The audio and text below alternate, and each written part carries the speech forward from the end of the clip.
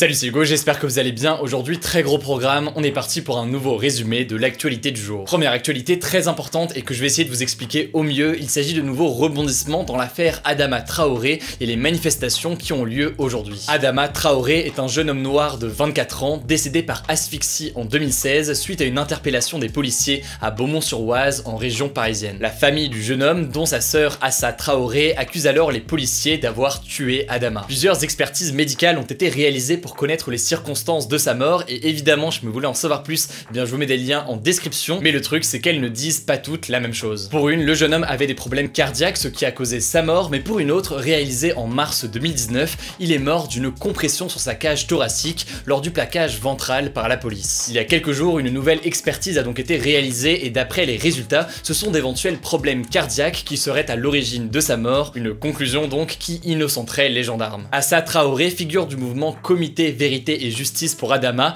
une organisation créée après la mort d'Adama, s'oppose à l'expertise des médecins. Cette expertise, elle leur reproche notamment de ne pas mentionner ni prendre en compte la violence de l'interpellation de son frère. L'avocat de la famille d'Adama Traoré a aussi jugé les médecins pas compétents pour une telle situation et a annoncé aujourd'hui demander une contre-expertise indépendante qui va être confiée à un professeur de médecine et dont les résultats devraient être connus bientôt. Enfin, il réclame ce que l'on appelle une reconstitution du décès d'Adama Traoré qui pourrait aider à mieux comprendre ce qui s'est passé, mais la justice s'y oppose. Je l'ai dit, cette affaire remonte à 2016 et évidemment c'est bien deux pays et deux cas différents, mais elle rappelle tout de même celle de George Floyd il y a quelques jours aux États-Unis. D'ailleurs, la sœur d'Adama Traoré a déclaré ce week-end, je cite, « Mon frère a porté plus de 250 kg sur lui, soit 3 gendarmes, ils ont eu les mêmes derniers mots, je n'arrive plus à respirer ». Au moment où je publie cette vidéo, plusieurs manifestations se tiennent en France et une manifestation se tient notamment à Paris, organisée par le collectif en soutien à Adama Traoré. Environ 5 heures avant le début de la manifestation, la préfecture de Paris a annoncé l'interdiction du rassemblement, argumentant que la manifestation n'aurait pas été déclarée et qu'elle serait dangereuse d'un point de vue sanitaire, mais aussi en cas d'éventuel débordement. Cela dit, vous l'imaginez, et d'autant plus parce que l'interdiction de manifestation est sortie très tardivement, et bien de très nombreuses personnes ont prévu de s'y rendre malgré tout. Si tout se passe bien, au moment où je publie cette vidéo, je serai en direct sur place pour un live sur Twitch. L'idée étant de vous partager la situation sur place et de faire un reportage en direct. La situation pourrait devenir tendue, ça me paraît important dans tous les cas étant donné l'objectif de ma chaîne d'être sur place pour couvrir l'événement.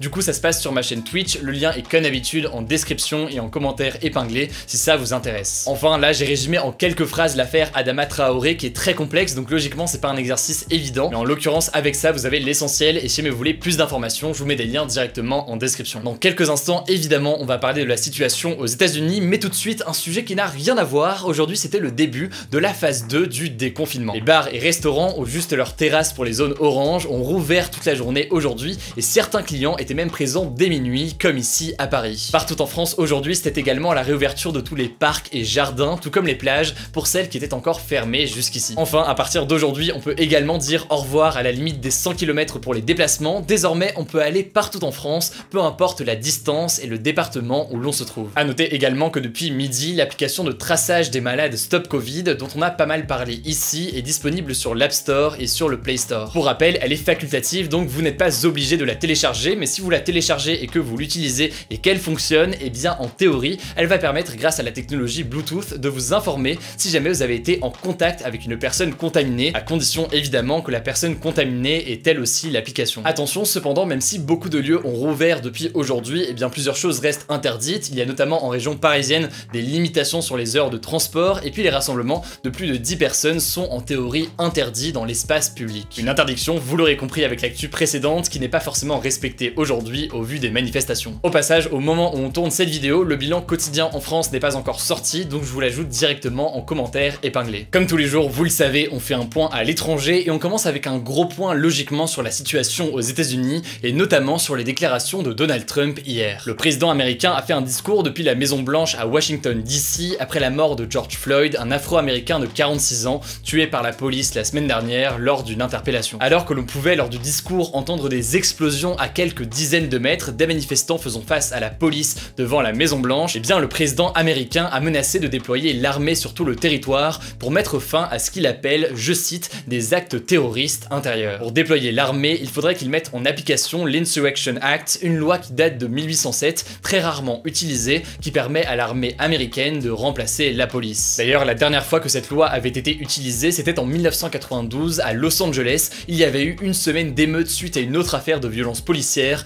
contre un Afro-Américain. Bref, je vous passe les détails du discours et la mise en scène lorsque le président américain s'est rendu au pied d'une église pour brandir la Bible, mais le moins qu'on puisse dire, c'est que ce discours est accusé de mener inévitablement à une escalade des tensions historiques. D'ailleurs, pour revenir brièvement à la mort de George Floyd, de nouvelles autopsies ont confirmé qu'il était bien mort par homicide, c'est-à-dire donc que la pression exercée sur son cou par le policier lui a été fatale. Cette nouvelle déclaration est importante car elle vient contredire les premiers éléments de l'autopsie officielle qui disaient qu'il n'y avait pas de preuve d'un étranglement ou d'une asphyxie. Enfin, vous avez sûrement déjà dû le remarquer aujourd'hui, il y a eu une sorte de blackout sur les réseaux sociaux. En gros, des millions d'internautes ont posté uniquement une image noire aujourd'hui pour protester en silence contre les violences policières et le racisme. Ce mouvement a été massivement suivi mais a mené aussi à la confusion puisque certains mettaient le hashtag Black Lives Matter sur Twitter ou Instagram, ce qui faisait que toutes les vidéos et infos sur le hashtag Black Lives Matter étaient dures à voir puisque perdues au milieu de carrés noirs. Enfin, dernière actualité liée à ce sujet, hier on vous disait que tout le monde pouvait se revendiquer comme hacker des Anonymous. Et bien en l'occurrence, regardez le compte Twitter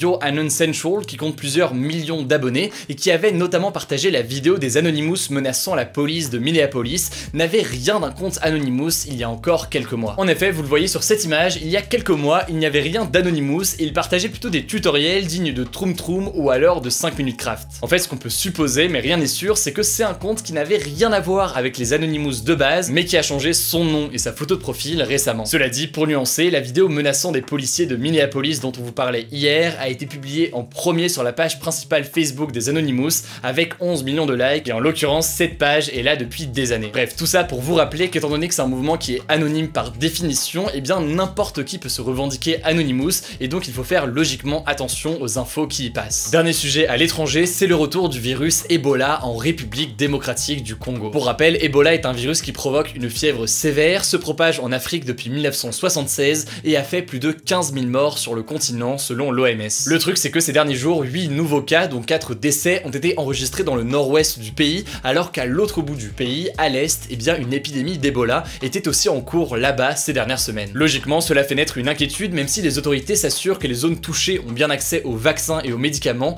et donc pour l'instant l'épidémie semble relativement sous contrôle. Mais le problème aussi c'est que Ebola n'est pas le seul virus que la République démocratique du Congo doit affronter. En effet, le pays est également touché par le Covid-19, il y a eu 3195 cas déclarés et 72 décès depuis le début de l'épidémie selon les derniers chiffres officiels publiés lundi. Bref, vous l'avez compris, le pays fait face en ce moment à deux virus importants, évidemment on vous tient au courant dans les jours à venir. Avant de passer au débat du jour, comme chaque soir, on termine rapidement avec une note positive et aujourd'hui on va parler des bilans très positifs parmi les pays européens les plus touchés par le coronavirus. Concrètement, l'information la plus importante vient d'Espagne, aucun nouveau mort n'a été signalé hier dans le pays, une première depuis 3 mois. La baisse s'observe aussi notamment en Italie puisque le nombre de nouveaux décès du Covid-19 s'élevait à 60 lundi contre 75 la veille. Bref, c'est une tendance positive que je voulais vous partager et évidemment on vous tient au courant d'évolution de la situation dans les jours à venir. Hier, je vous ai demandé si vous étiez favorable à la proposition de loi du député Éric Ciotti visant à interdire la diffusion en ligne d'images de policiers. Vous avez été plus de 70 000 à répondre, ça devient assez impressionnant et une immense majorité à répondre que vous n'étiez pas favorable. Le débat du jour c'est le suivant, on l'avait déjà posé il y a plusieurs jours mais maintenant c'est officiel, donc comptez-vous utiliser l'application Stop Covid? Pour participer comme d'habitude, vous le savez, ça se passe à l'aide de la petite fiche qui apparaît en haut à droite et puis vous pouvez logiquement argumenter aussi dans les commentaires. Si tout se passe bien, je suis donc en ce moment et ce soir en direct depuis la manifestation à Paris. Pour suivre ça, je vous mets le lien de mon live Twitch directement en description et en commentaire épinglé. Prenez soin de vous, prenez soin de vos proches et on se dit à demain pour un nouveau résumé de l'actualité du jour.